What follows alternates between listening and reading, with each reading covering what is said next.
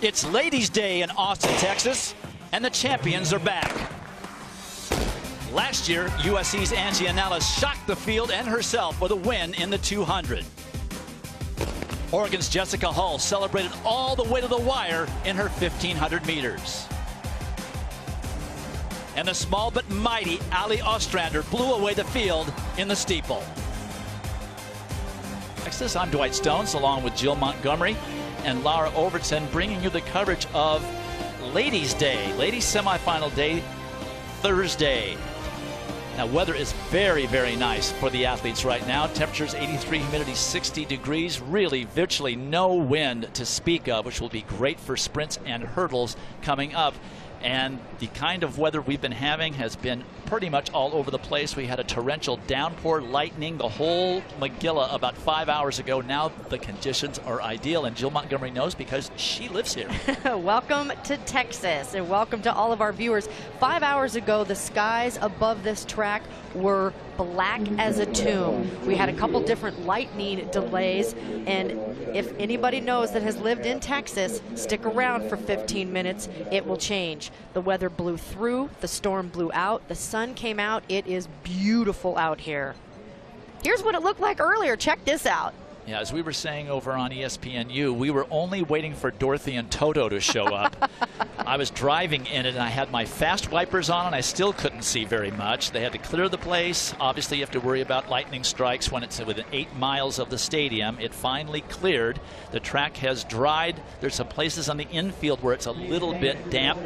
But the good news is, with all the sprints and hurdles we have coming up, that higher humidity is very, very advantageous for those athletes. And with the wind pretty much not a story, we can see some very fast legal times for these athletes who are in the best shape they are at this point in the season. This is the big meet that they've all been shooting for, and these conditions probably couldn't be better.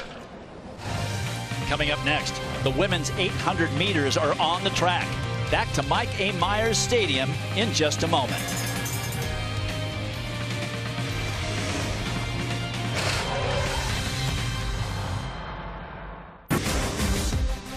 All right, we are back in Austin, ready now for the next event on the track, the 800 meters semifinals, 3 of them.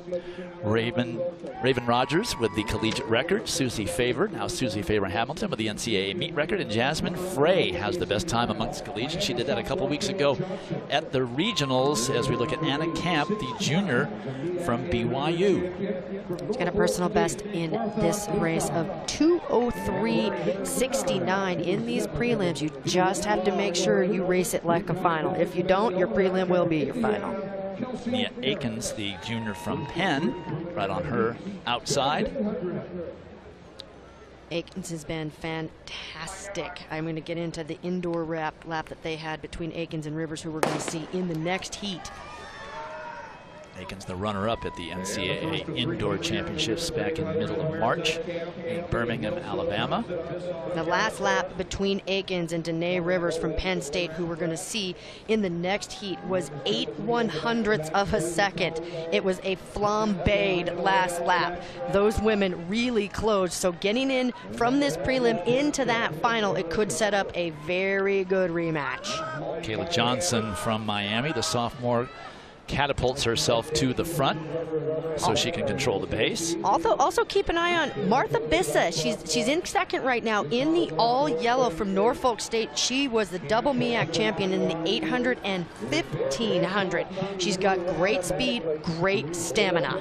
Just 7 athletes in this race. Lillian Koech, the senior from UTEP and Kenya, it's a late scratch, and because they started in lanes, the first 2 finishers will automatically qualify through to the final. 59.8 for Johnson. What you want to do in this 800 is just set up that first 400 to where you put yourself in a position that you can now run this 200. This is the part of the race where you don't want to fall asleep. Keep contact with the leaders. Also keep your pace through this 600 so you've got a little bit of an extra gear when you come off of that final curve. So we will see if Johnson pays the price for taking that lead, and into the lead goes Nia Akins. 200 meters to go, and You can tell she has one more gear left if she needs it. Yeah, she does. And Allie Wilson of Monmouth goes with her. Allie Wilson covering the move beautifully. And Martha Bissa still trying to stay in contact. It is Nia Akins who made the move with about 2:50 to go, put herself in position in a late charge. Anna Camp is trying to get into those top two, but she just left it too late. It's going to be Akins and Wilson, the automatic qualifiers, with a late finish and a late charge from Anna Camp to get third. Look at the look on Akins' face. 2:02.88 is a new lifetime best for her. And that just is off of the collegiate leader in the semi. Just like she did at the indoor meet, right there at the 600-meter mark, just takes charge. She ran that third 200 beautifully and then comes off and has enough gas. She's got incredible speed. Watch for her to make moves like that in the final.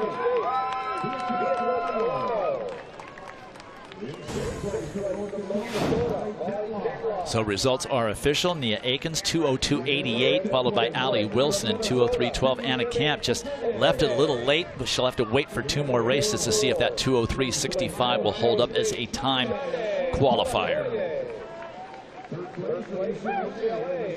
Our next WNBA game is Saturday, June 8th at 3:30 Eastern, 12:30 Pacific on ABC when the Sparks take on the Minnesota Lynx. You can always watch it live on the ESPN app from anywhere.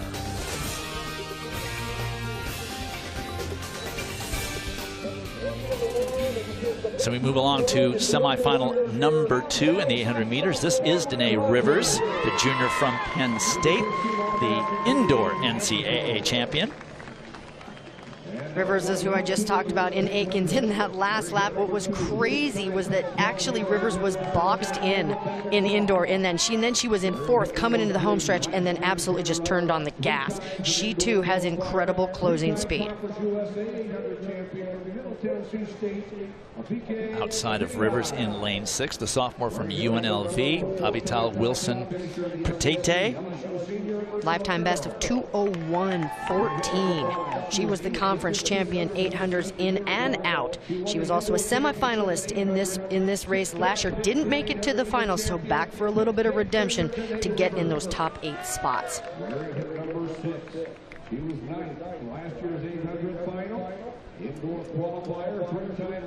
There are the lane assignments.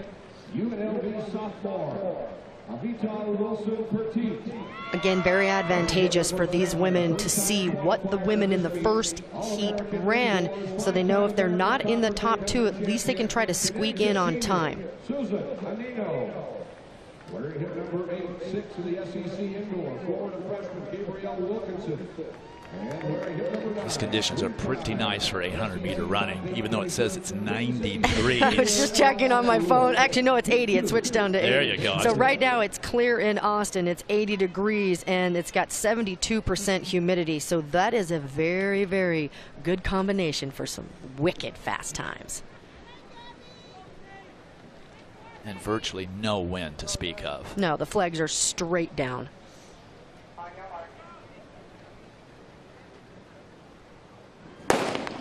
So Rivers in 5, Petit in 6. Also watch for Ursula Farrow in lane number 4 for LSU. A very experienced runner, a senior now for the Tigers. Very important to get this pole position and cut straight down at an angle to the line to get the pole. You don't want to race into the curve on the first lane of the track too quick, because that's going to take you out of a stride pattern. All these women ran very gradually and set themselves up. So Petit out in front. She does have a 2:01.14 lifetime best, 2:02.41 this year.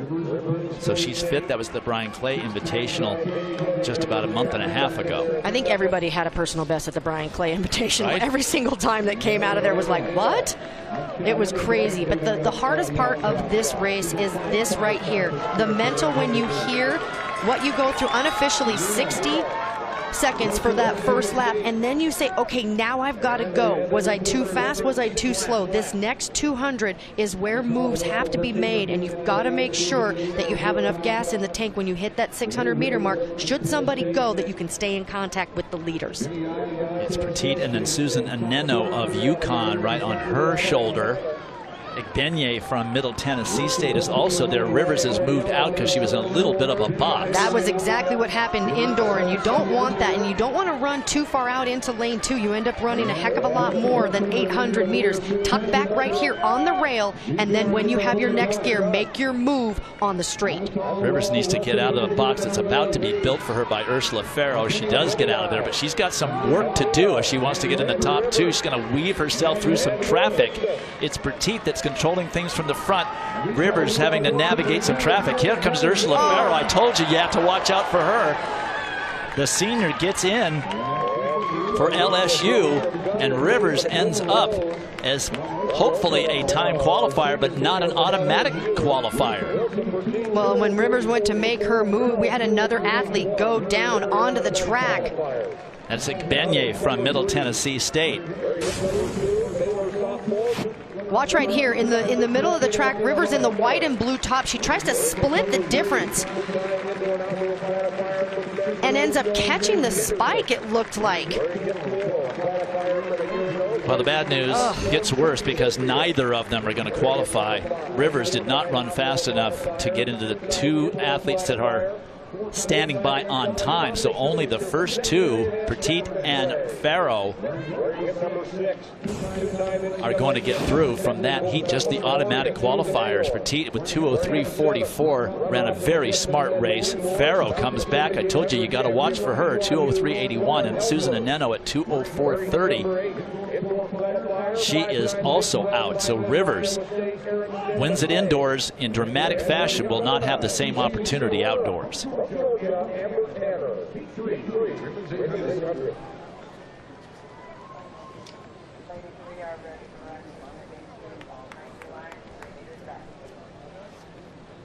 So they are bringing the runners back from their warm-up runs around the curve for semifinal number 3. There is the collegiate leader, the collegiate indoor record holder in the 800, finally a senior, and an NCAA title would be the icing on the cake for the A&M senior Jasmine Frey. That is something that I would love to have. It would mean the world to me. It's my last season, it's my last year, so I would love it. I would love it. I would be really excited. And it would just be a fun experience. I know all my coaches would be so proud of me, my family would be so proud of me, but even regardless, without the NCAA title, I know that everybody around me and my close circle of group of friends and just all the coaching and all the trainers I have around me are still going to be proud of me and everything that happened all 4 years. So, yeah. Well, Jasmine Frey, we've watched her all those 4 years. She set that indoor collegiate record as a sophomore early in that season and struggled since. But she loves to run from the front. She does, and actually there's been a really, really big mental shift for her from indoor to outdoor. I've had a couple of conversations with her. She had a couple little struggles indoor, but then has come back and started running again with the vengeance that we've seen her in years past. She loves to run from the front. She stays relaxed and always makes sure that she doesn't get boxed in.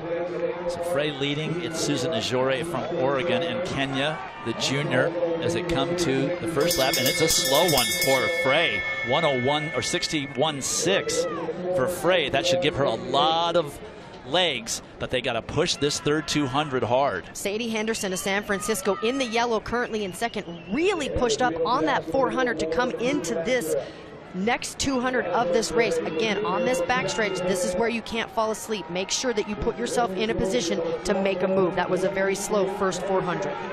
Frey, Henderson, and Ajore right now, but pretty much everybody in this race because of that slow first 400.